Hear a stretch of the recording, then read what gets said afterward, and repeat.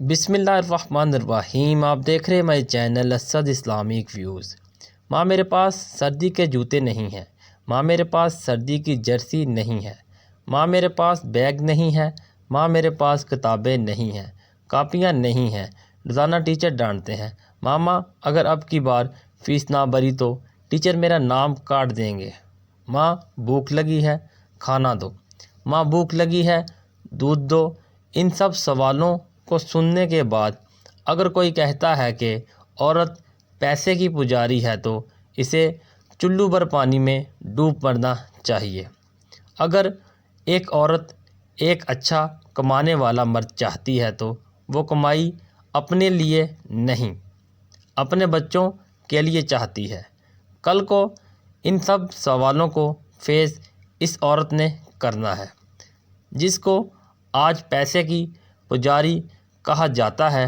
ایک مرد کو ایک خاندان کی فکر ہوتی ہے، لیکن ایک عورت کو پوری نسل کی فکر ہوتی ہے۔ عورت زیادہ سے زیادہ بھی عیاشی کر لے تو کیا کرتی ہے؟ اچھے کپڑے، اچھے جوتے، اچھے زیور ہی بناتی ہے۔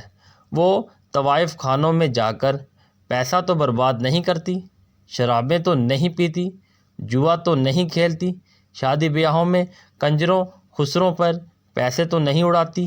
بہت آسان ہے عورت پر کیچڑ اچھالنا، لیکن ایک دن بھی عورت بن کر جینا، خاص طور پر ماں بن کر جینا کتنا مشکل ہے۔